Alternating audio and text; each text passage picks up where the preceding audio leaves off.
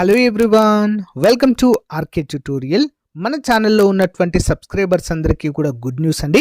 AP high court నుండి మరియు district కోర్ట్స్ల నుంచి మనకు భారీ నోటిఫికేషన్ అయితే విడుదల కాబోతుందండి. మరి దీన్ని దృష్టిలో ఉంచుకొని చాలామంది అభ్యర్థులు కోర్స్ అయితే అడగడము జరిగింది. సో మరి మన కోర్స్ అయితే లాంచ్ చేయడం జరిగిందండి. జస్ట్ 499 రూపీస్కే 1000+ క్లాసెస్ ఉంటాయి. ఈచ్ అండ్ ఎవ్రీ టాపిక్ సంబంధించిన PDF material plus each and every topic సంబంధించిన ఆన్లైన్ ఎగ్జామ్స్ మరియు గ్రాండెడ్ టెస్టులు కూడా మన కోర్స్లో యాడ్ చేయడం అయితే జరిగిందండి. 1 year వ్యాలిడిటీతో దీన్ని అయితే అందజేస్తున్నాం. ఆల్మోస్ట్ 20 years ఎక్స్పీరియన్స్ కలిగిన ఫ్యాకల్టీ చేత క్లాసెస్ చెప్పించడము జరిగింది. లాస్ట్ టైం మన యాప్లో కోర్స్ తీసుకున్నటువంటి అభ్యర్థులకు చాలామందికి జాబ్ వచ్చింది. ప్రజెంట్ డిస్ట్రిక్ట్ కోర్స్లో హైకోర్టులో కూడా మన స్టూడెంట్స్ అయితే జాబ్ చేస్తున్నారు. సో మీకు లాస్ట్ టైం కనుక జాబ్ మిస్ అయితే ప్లస్ ఈ ఇయర్ కొత్తగా డిగ్రీ కంప్లీట్ అయినటువంటి అభ్యర్థులందరూ కూడా మరి జాబ్ సాధించాలనే ఉద్దేశంతో ఉన్నట్లయితే మన కోర్స్ మీకు 100% యూజ్ అవుతుంది. వెంటనే కోర్స్ తీసుకోండి. మరి ఏ విధంగా తీసుకోవాలంటే యాప్ లింక్ వీడియో డిస్క్రిప్షన్లో ఉంటుంది. డౌన్లోడ్ చేయండి. డౌన్లోడ్ చేసి మీ మొబైల్ నెంబర్తో రిజిస్టర్ అయ్యి స్టోర్ ఆప్షన్లో కోర్స్ ఉంటుంది. మీకు ఎలాంటి డౌట్ ఉన్నా కూడా యాప్లో చాట్ ఆప్షన్ ఉంటుంది. డైరెక్ట్గా నాతో కాంటాక్ట్ అవ్వచ్చు మీరు. ఇంకెందుకు ఆలస్యం, మరి ఈ రోజే కోర్స్ తీసుకొని మీ preparation start. Hello everyone, welcome to RK tutorial. Friends, ఈరోజు మనము ఏపీ హైకోర్టు ఉద్యోగాలకు సంబంధించి మోస్ట్ ఇంపార్టెంట్ మోడల్ పేపర్ని ఈ వీడియోలో చూడబోతున్నాము. ఓకే, ఎవరు కూడా మిస్ చేయకుండా ఎండ్ వరకు చూసేయండి. Question number 1. సింధు నాగరికత స్థలాల్లో మనిషితో పాటు కుక్కను సమాధి చేసిన ఆనవాళ్ళు ఎక్కడ లభించాయి? ఆన్సర్ రోపర్ అనేటువంటి ప్లేస్లో లభించాయి. Next one. వేదకాలంలో ఆంధ్రుల ప్రస్తావన గురించి తొలిసారిగా పేర్కొనబడిన వేదం ఏది? ఆప్షన్ 2 ఋగ్వేదం. ఐతరేయ బ్రాహ్మణంలో ఆంధ్రుల ప్రస్తావన మొదటిసారిగా పేర్కొనబడింది. నెక్స్ట్. భారతదేశంలో నేటి వరకు లభించిన మొట్టమొదటి పూర్తి సంస్కృత శాసనము ఏది? ఆన్సర్ ఆప్షన్ 2 హాలుడు వేయించినటువంటి శాసనం. ఓకేనా, ఎవరు వేయించారండి?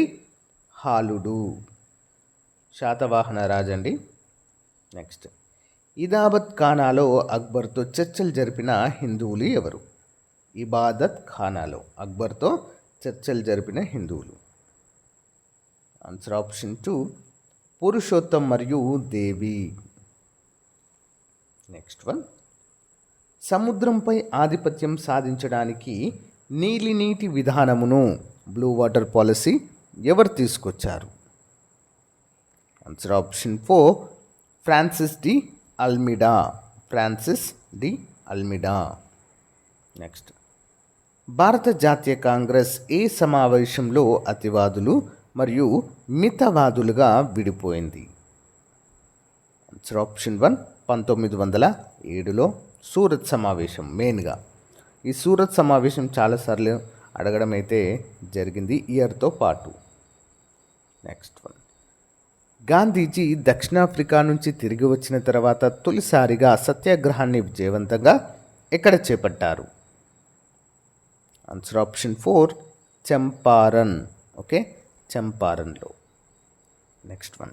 శాతవాహనుల పాలనా కాలంలో నిగమ సభలు ఏ పరిపాలనను నిర్వహించేవి? నిగమ సభలు.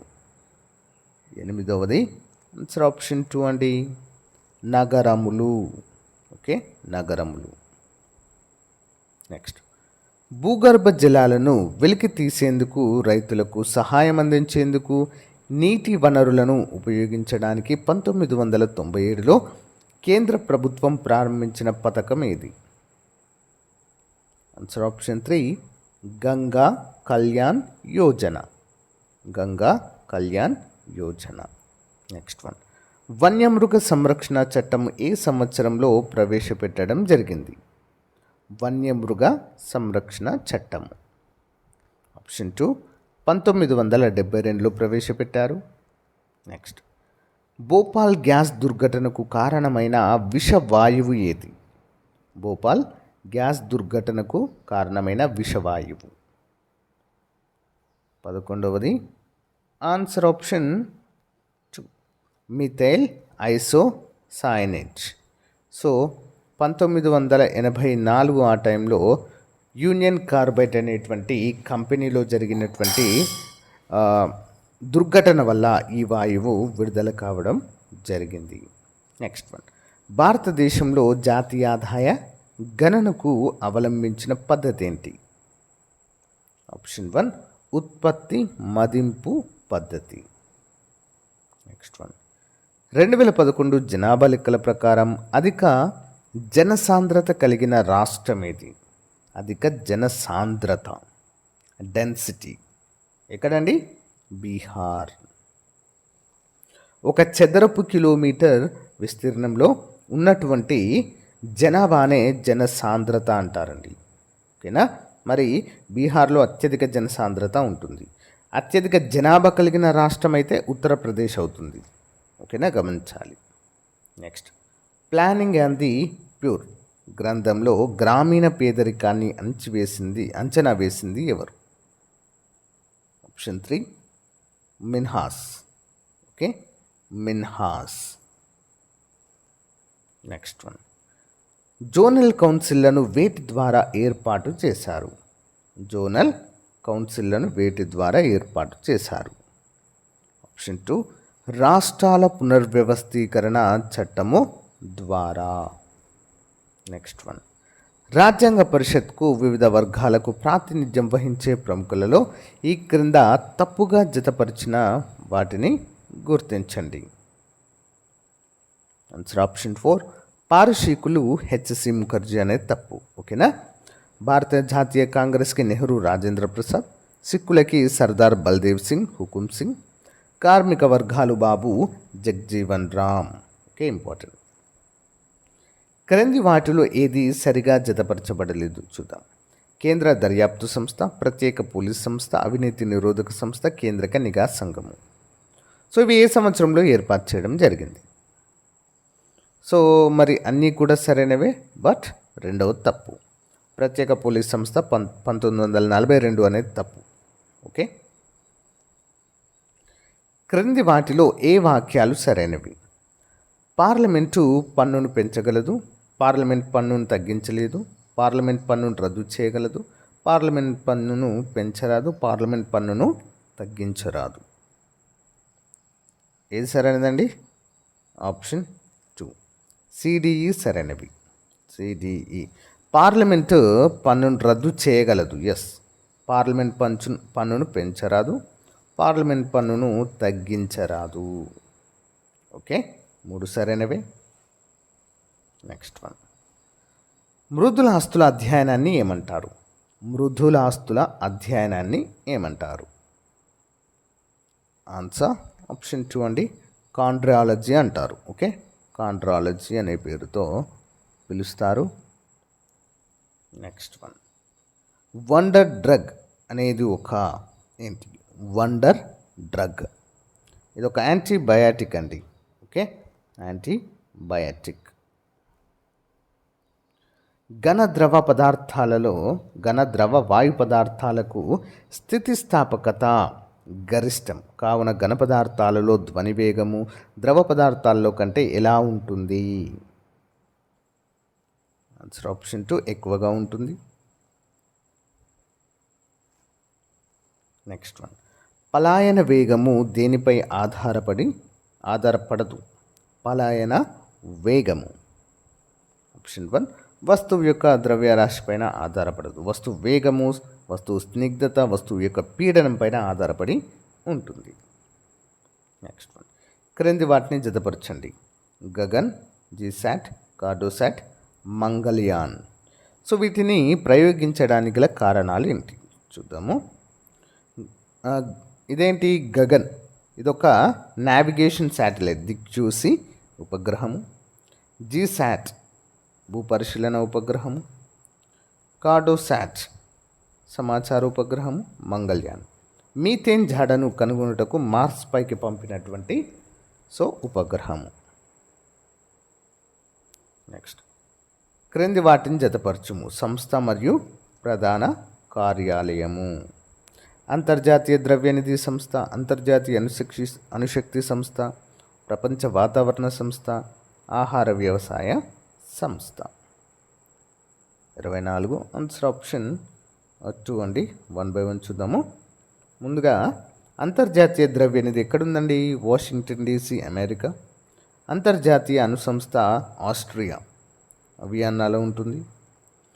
ప్రపంచ వాతావరణ సంస్థ జెనీవా, స్విట్జర్లాండ్.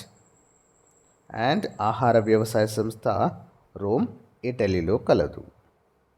నెక్స్ట్, దేశంలో తొలి సంపూర్ణ సౌర విద్యుత్ వినియోగ గ్రామంగా గుజరాత్లోని ఏ గ్రామం రికార్డుల్లోకి ఎక్కింది? 25 ఆన్సర్ ఆప్షన్ 1 మోథేరా గ్రామం. నెక్స్ట్ వన్, ప్రపంచ జల దినోత్సవంకు సంబంధించి క్రింది వాక్యాలను పరిశీలించండి. ప్రపంచ జల దినోత్సవానికి సంబంధించి ఆన్సర్ ఆప్షన్ 4 ఏ మరియు సి సరైనవి. చూద్దాం. ప్రతి సంవత్సరం మార్చి 22 నాడు ప్రపంచ జల దినోత్సవంను జరుపుతారు. 1993లో ఐక్యరాజ్యసమితి జనరల్ అసెంబ్లీ మార్చి 22ను ప్రపంచ జల దినోత్సవంగా ప్రకటించింది. ఇంపార్టెంట్. నెక్స్ట్, యంగ్ ఇటలీ ఉద్యమానికి ఇద్దరు విప్లవకారులు సారథ్యం వహించడం అయితే జరిగిందండి. దేనికండి? యంగ్ ఇటలీ ఉద్యమానికి. మరి వారి పేరు క్రింది వాటిలో ఏంటి?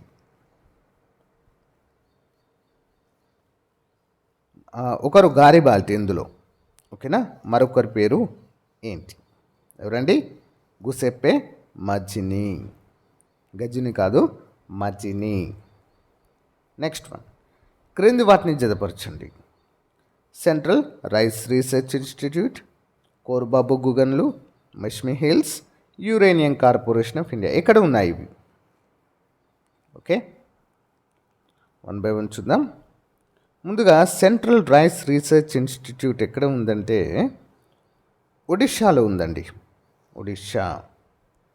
ఒడిషాలోని దీని యొక్క ఉంటుంది. నెక్స్ట్, కోర్బా బొగ్గు గనులు ఎక్కడ ఉంటాయండి? ఛత్తీస్గఢ్. మిష్మి హిల్స్ అరుణాచల్ ప్రదేశ్లో ఉంటాయి. యురేనియం కార్పొరేషన్ ఆఫ్ ఇండియా ఎక్కడ ఉంటుంది? జార్ఖండ్లో ఉంటుంది. Okay, important. నెక్స్ట్ వన్, రాడార్ను ఎందుకు ఉపయోగిస్తారు? రాడార్ ఎందుకోసం అండి? రేడియో తరంగాల వలన వస్తువులను గుర్తించడానికి మరియు వస్తువుల ప్రదేశాలను గుర్తించడానికి ఉపయోగిస్తారు. నెక్స్ట్ వన్, క్రింది జతలను పరిశీలించండి. ఓకే, కర్మాగారము లేదా ప్రాజెక్టు, అది ఉన్నటువంటి ప్రదేశము. ఊకాయ్ జల విద్యుత్ ప్రాజెక్ట్, కోయాలి చమురు శుద్ధి కర్మాగారము, భారతదేశంలోని ప్రథమ జల విద్యుత్ కర్మాగారము. ఎక్కడ ఉన్నాయి ఇవి? రాజస్థాన్, గుజరాత్, తమిళనాడు. 1 by 1 చూద్దాము. ఆన్సర్ ఆప్షన్ 4 ఏ మరియు సి మాత్రమే సరైనవి. ఏంటి? ఊకే జల విద్యుత్ ప్రాజెక్ట్ రాజస్థాన్లో ఉంది. నెక్స్ట్, భారతదేశంలో ప్రథమ జల విద్యుత్ కర్మాగారం తమిళనాడులో ఉంది. మరి కోయాలి చమురు శుద్ధి కర్మాగారం గుజరాత్ అనేది తప్పు, మిగతా అనేది సరైనవే. నెక్స్ట్, క్రింది వాటిని వ్యవసాయయోగ్యమైన కమాండ్ ప్రాంతము మరియు ప్రాజెక్ట్. 10,000 హెక్టార్లకు మించి సాగు చేయగల భూమి, 10,000 నుంచి 25 ఎకరాల వరకు సాగు చేయగల భూమి, 10,000 ఎకరాల వరకు సాగు చేయగల భూమిని ఏమంటారు? సో బి మరియు సి సరైనవండి. 10,000 నుంచి 25,000 ఎకరాల వరకు సాగు చేయగల భూమిని మీడియం ఇరిగేషన్ ప్రాజెక్ట్ అంటారు.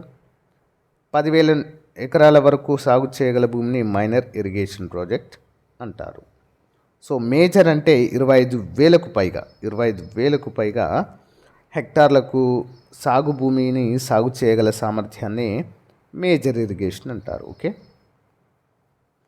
శాసన మండలి సభ్యులను ఎన్నుకునే విధానము ఏది? శాసన మండలి సభ్యులను ఆప్షన్ 3 అండి. ఏబిసి. ప్రత్యక్ష ఎన్నిక ద్వారా, పరోక్ష ఎన్నిక ద్వారా, నియామకం ద్వారా కూడా జరుగుతుంది. శాసన మండలి అంటే ఎమ్మెల్సీలు. నెక్స్ట్ వన్, ఒక పదార్థము ఆక్సిజన్తో చర్య జరపడం వలన ఉష్ణం ఏర్పడు ప్రక్రియను ఏమంటారు? ఆప్షన్ 3 దహనం అంటారు. నెక్స్ట్, క్రింది వాటిని జతపరచండి. పథకము, విపత్తు. భూగర్భ విపత్తు, వాతావరణ విపత్తు, జీవావరణ విపత్తు, పారిశ్రామిక విపత్తు. 34 answer option 1. One by one చూద్దాం. భూగర్భ విపత్తుకి ఉదాహరణ భూకంపాలు, సునామీలు. నెక్స్ట్ వాతావరణ విపత్తుకి ఉదాహరణ తుఫానులు, కరువులు. నెక్స్ట్ జీవపరమైన విపత్తు ఉదాహరణ ఏంటి? అంటువ్యాధులు, విషపు ఆహారం లాంటివి. పారిశ్రామిక విపత్తుకు రసాయన మరియు అణు విపత్తులకు సంబంధించి. ఓకే, నెక్స్ట్ భారతదేశంలో టీబీని అంతం చేయడానికి ఏఎస్సిఎంపై జరిగిన జాతీయ వర్క్షాప్లో క్షయ వ్యాధికి వ్యతిరేకంగా జన్ ఆందోళన్ అంటే ప్రజా ఉద్యమం చేపట్టిన ఏ రాష్ట్రానికి అవార్డు లభించింది? Answer option 4 Meghalaya. సహజ వృక్ష సంపదను పునరుద్ధరించడానికి ఏ రాష్ట్ర అటవీ విభాగము వానికరణ్ ప్రాజెక్టును ప్రారంభించింది? వానికరణ్ ఆప్షన్ 3 కేరళ. నెక్స్ట్ ఏపీలో కృష్ణానదికి ఉపనది కాని నది ఏది క్రింది వాటిలో? కృష్ణానదికి ఉపనది కానిది ఘటప్రభ కాదు. ఓకే, ఘటప్రభ కాదు. నెక్స్ట్ వన్, ప్రతిష్టాత్మక SIES south Indian educational society Chandrashekharendra Saraswati national eminence పురస్కారానికి ఎవరు ఎంపికయ్యారు? ఆన్సర్ ఆప్షన్ 4 వెంకయ్య నాయుడు గారు. నెక్స్ట్ జాతీయ ఇంధన పరిరక్షణ దినోత్సవం ప్రతి సంవత్సరం ఏ రోజున జరుపుకుంటారు? Option 2 December 14. ప్రపంచ ఆరోగ్య సంస్థ కొత్త చీఫ్ సైంటిస్ట్గా ఎవరు నియమితులయ్యారు? Option 4 doctor Jeremy Farrar. ప్రధాని నరేంద్ర మోదీ ఏ రాష్ట్రంలో 75,000 కోట్ల విలువైన పనులకు శంకుస్థాపన మరియు ప్రారంభోత్సవాలను చేశారు? ఎక్కడండి? Answer option 2 Maharashtra. శ్రీ అరవిందో యొక్క 8వ జయంతి వార్షికోత్సవంలో ప్రధాని నరేంద్ర మోదీ పాల్గొన్నారు? ఆప్షన్ 3 150వ వార్షికోత్సవంలో. భారత ప్రధాన న్యాయమూర్తి ఒడిశాలోని ఎన్ని జిల్లాల్లో డిజిటలైజేషన్ హబ్లను ప్రారంభించారు? ఆప్షన్ 2 10. ప్రధానమంత్రి నరేంద్ర మోదీ ఇటీవల డాష్ మార్గం మధ్య భారతదేశపు 6వ వందే భారత్ ఎక్స్ప్రెస్ ప్రారంభించారు? ఆప్షన్ 2 బిలాస్పూర్ నుండి నాగపూర్, మహారాష్ట్ర.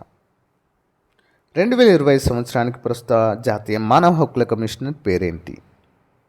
ఎవరంటే రామ సుబ్రహ్మణ్యన్ గారు. సో గైస్, ఇది రోజుకు సంబంధించిన మోస్ట్ ఇంపార్టెంట్ మోడల్ పేపర్. రేపటి మోడల్ పేపర్లో మళ్ళీ కలుద్దాం. Okay, thank you, have a nice day, bye.